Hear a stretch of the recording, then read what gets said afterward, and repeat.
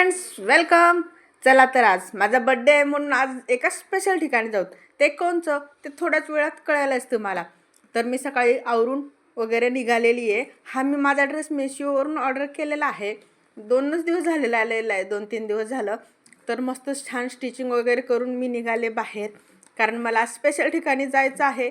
माझा बर्थडे म्हणून त्यांना मला सरप्राईज द्यायचं होतं, म्हणून म्हणले चल आवरून वगैरे चल, कारण मला त्यांनी सांगितलेलं नाही कुठं जायचं वगैरे. तर मी माझं निघाले. ट्रॅफिक वगैरे होतं, पोलीस वगैरे पण होते बरेच, आणि रिक्षा वगैरे जाऊ देत नव्हते. तरी मला वाटत होतं आम्ही कुठं चाललो इकडं. तसं मी एक वेळेस आलेलं आहे तर पण मध्ये गेलेलं नाही. मग मला तेव्हा कळलं, अरे हे तर किल्ला आहे. पण मी ह्यांना म्हणले किल्ल्याला तर काय फायदा, जाऊन बंदच असतं ना. तर मला मेन सरप्राईज हे भेटलं की किल्ला हा चालू होता, आपण किल्ल्यामध्ये जाऊ शकतो. मी लास्ट टाईम आले होते ना, तर तेव्हा एंट्री नव्हती, मध्ये जायला बंदच राहत होता. आणि माझी मैत्रीण एक इथंच राहती, ती आपल्या इकडचीच आहे, महाराष्ट्रामधलीच, नांदेडमधली आहे. ती सांगत होती कधी कधी ओपन होतं म्हणून. कधी होतं हे माहीत नव्हतं.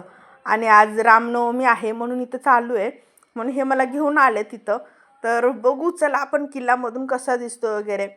तर मला इथं आल्याच्या नंतरच कळलं, इथं नारळ वगैरे म्हणजे विकायला होते, प्रसादाचे पण होते. तर मी ह्यांना विचारलं, आज पोलीस आहेत, रामनवमी काय आहे हे चालू म्हणलं. तर हे बोलले की ह्या किल्ल्यामध्ये मंदिर केलेलं आहे, ह्या किल्ल्याला त्यांनी राम मंदिर वगैरे. तर तेव्हा त्यासाठी आज हे ओपन आहे किल्ला. म्हणून म्हणलं ठीक आहे, काही का असे ना, आपल्याला ऐतिहासिक जागा बघायला भेटते. आणि घरी आल्याच्या नंतर मी ह्या किल्ल्याचा ना पूर्ण इतिहास वाचलेला आहे. मला माहीत नव्हतं निजामाबाद हे नाव, जो अरब आहे ना त्याचा, हैदराबादवर राज्य करत होते ना हैदर अली शहा, त्यांचा दुसरा मुलगा निजाम हैदर शहा ह्याच्या नावावरून निजाम प्लस बाद आहे हे. ह्याचंच मिनिंग आहे निजामची आबादी, म्हणूनच निजामबाद हे ठेवलेलं आहे ह्याचं नाव. आणि मला ना हिस्ट्री वाचायला वगैरे खूपच आवडते. मग वर जायला गाडीला रस्ता नव्हता, म्हणजे खूप माणसं होते. आणि सांगत होते की वर ट्रॅफिक फुल झालेलं आहे, गाडीला वर एंट्री नाही, म्हणून आम्ही गाडी खालीच लावली. आणि मग चालत चालत वर गेलो, कारण मला एक्साइटमेंट तर खूपच होती. मला निजामाबादचा किल्ला बघायला भेटतो म्हणून. खाली चप्पल वगैरे खालीच ठेवायला लावले आम्हाला. मग आम्ही तिथून चालत चालत गेलो आहे. आमच्यासारखेच बरेच माणसं पण होते, पण मला माहीत नव्हतं की एवढी सारी गर्दी असू शकते. कारण पुढं गेल्यावर तुम्ही बघा, सरप्रायझिंगली लिटरली एवढी गर्दी होती ना, तर बाहेरून बघायला वाटत नव्हतं की एवढी सारी गर्दी असेल वगैरे. म्हणून सगळ्या पायऱ्या वगैरे चढून गेलो आम्ही. तर प्रत्येक 10-15 पायरीच्या नंतर एक पोलीसवाला होता. एवढी टाईट सिक्युरिटी होती का ते मला खरंच माहीत नाही. जर तुम्हाला माहीत असेल कुणाला तर कमेंट बॉक्समध्ये सांगा, मला जाणून घ्यायला नक्कीच आवडेल. आणि आता तुम्ही बघू शकता एवढी गर्दी ना, तर लहान मुलं वगैरे होते ना, ते तर रडत होते. माझ्या बाजूला एक मुलगा होता, तो तर लिटरली रडत होता, मम्मी नको ना, आपण जाऊत ना वगैरे म्हणून. एवढं ऊन, एवढी गरमी, आणि त्यामध्ये एवढी गर्दी. मध्ये आल्याच्या नंतर पण अशीच लाईन होती. पण एक चांगलं काम होतं की तो कूलर वगैरे लावलेलं होते, तर गरमी थोडी कमी वाटत होती आणि थोडं समाधानही वाटत होतं. नाहीतर बाहेर खूप गरमी होती, खूप ऊन होतं. आणि त्यांच्याकडं ना एक आट ठेवली होती मध्ये जाण्यासाठी.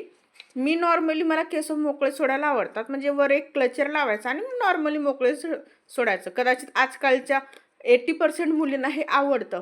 मीही तसंच केलं होतं, पण त्यांनी सांगितलं की इथं अलाउड नाही आहे तसं, तर बांधा वगैरे लागतील, म्हणून मी एक वेणी घातलेली आहे त्यालाच.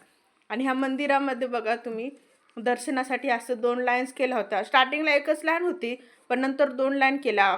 नंतर VIP लाईन वगैरे केली, जे पैसे देतील त्यांना लवकर दर्शन वगैरे. पण आम्ही म्हणले इतकी गर्दीत आलोच आहोत, तर ठीक आहे थांबून जाऊ थोडं. नंतर दर्शन वगैरे घेतलं आणि इथं आलोय बाहेर थोडं. तर इथं हे धान्य भांडार होतं. आता सध्या काही तेवढं धान्य नव्हतं, कदाचित कार्यक्रम आहे म्हणून नसावं. पण छान होतं सगळं, एकूण एक किल्ला.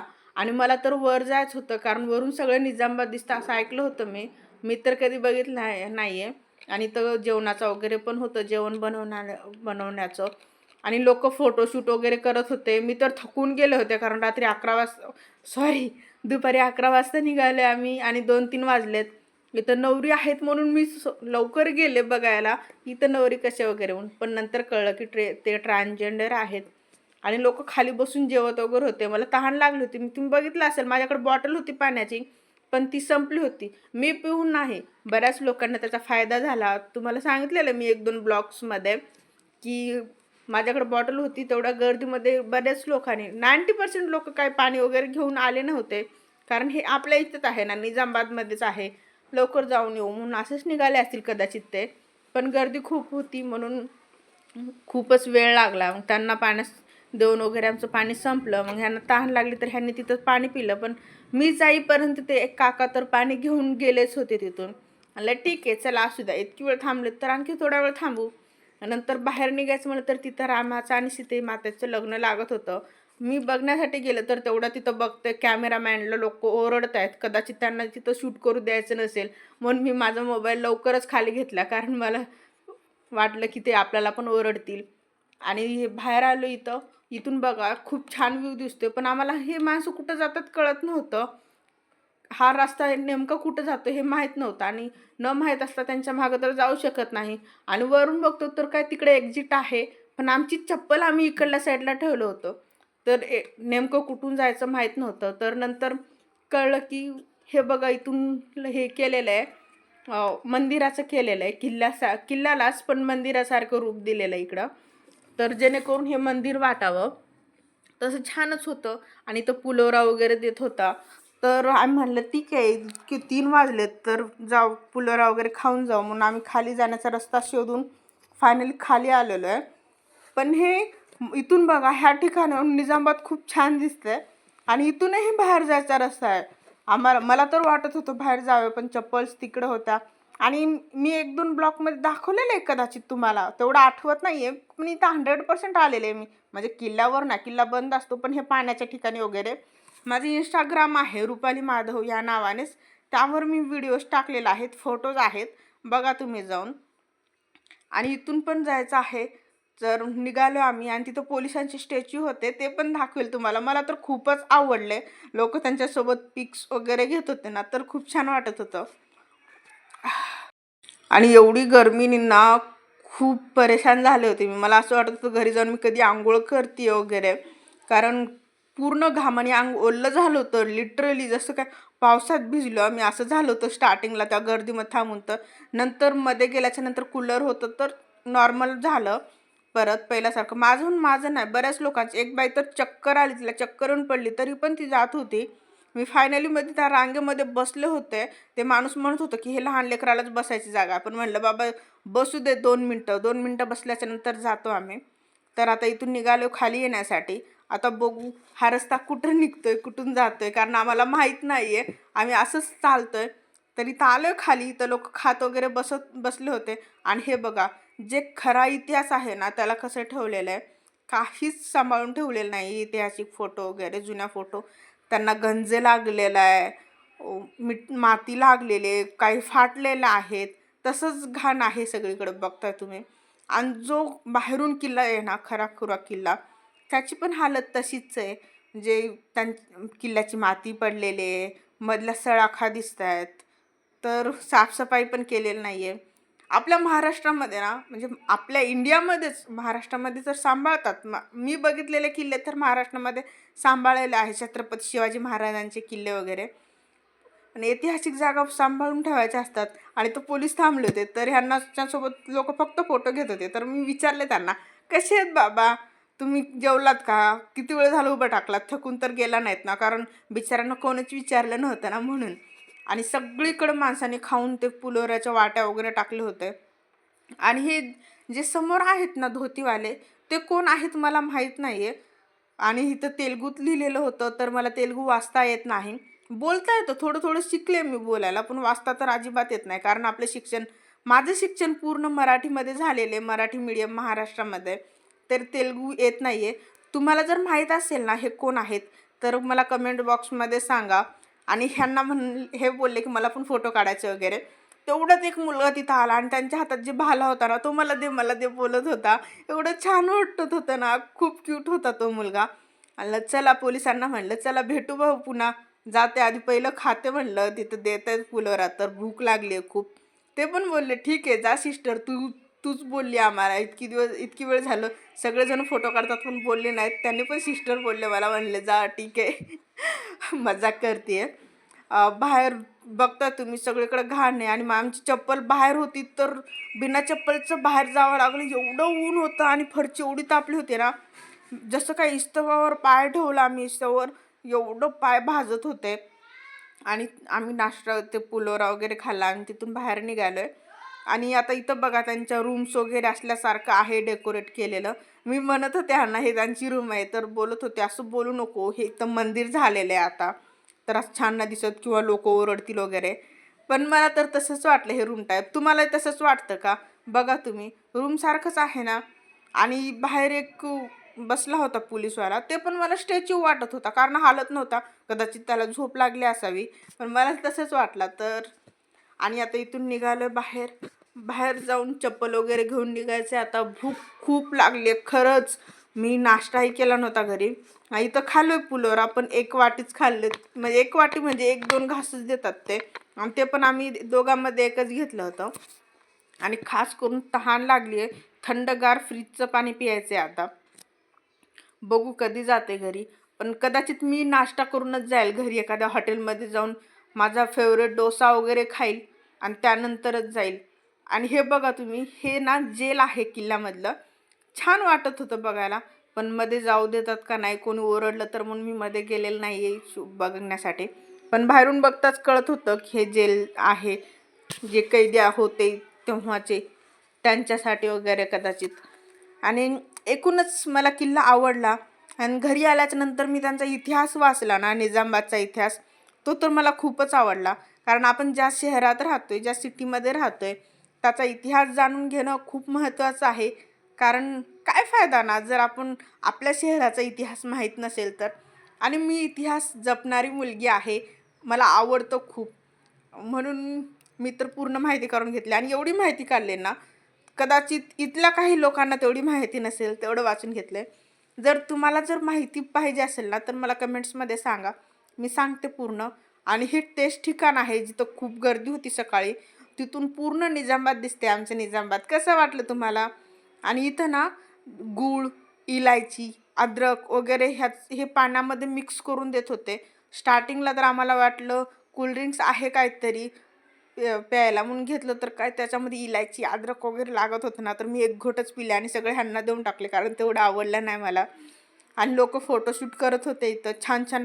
कळत नाही मला, बायका एवढं छान साडी घालून एवढ्या गरमीत, आणि ते पण एवढ्या गर्दीमध्ये कसं सांभाळू शकतात. खरंच सल्यूट आहे बायकांना. बाई ही शक्ती असती म्हणतात ते उगाच नाही कदाचित, कारण त्यांना सगळंच सहन करता येतं. आणि ते पण हसत हसत किती छान ग्लोईंग दिसत आहेत त्या. आणि माणसं निघत होते.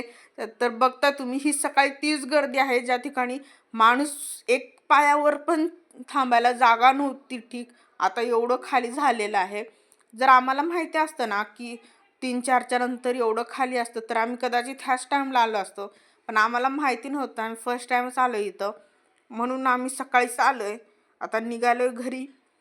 तसे हे पण थकून गेले होते. बघता किती गरमी झालेली आहे यांना पण. आणि बाहेर एक यात्रा आहे, जत्रा वगैरे, तिथं पण थोडा वेळ घालवला. कारण काही असं खरेदी करायला बायकांना खूप मजा येते. त्यातल्या त्यात मला तर खूपच मजा येते. माहीत नाही तुम्हाला आवडतं का नाही, पण खरेदी करायला खूप छान वाटतं. मी तिथून काही वस्तू घेतलेल्या आहेत, मी दाखवेल तुम्हाला. पण एक वस्तू तर मी सांगतेच तुम्हाला मी काय घेतले ते. आणि इथं हे 2 दगड आहेत ना, त्या 2 दगडाच्या मधून जायचं होतं, तर म्हणले ह्यांना मी जाते पहिलं, कारण छान वाटत होतं. सकाळी गर्दीमुळं काही कळलंच नाही, पण आता कळत होतं गर्दी नाही ते. आणि मला थोडं पुढं गेल्याच्या नंतरच आमच्या इथल्या एका आंटी भेटल्या, जे पहिले इथं राहत होत्या पण आता दुसरीकडे शिफ्ट झाल्यात.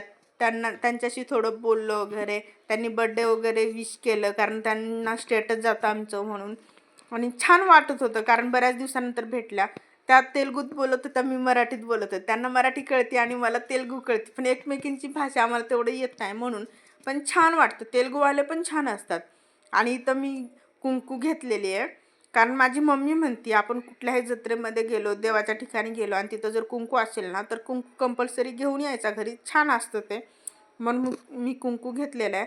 पण ह्या दादांकडं ना हे सुट्टे नव्हते पैसे, आणि त्यांना मी काय बोलते कुंकाला तेलुगूमध्ये काय म्हणतात, आणि जी मला वस्तू पाहिजे होती ना त्यांना काय म्हणतात तेलुगूमध्ये मला कळत नव्हतं.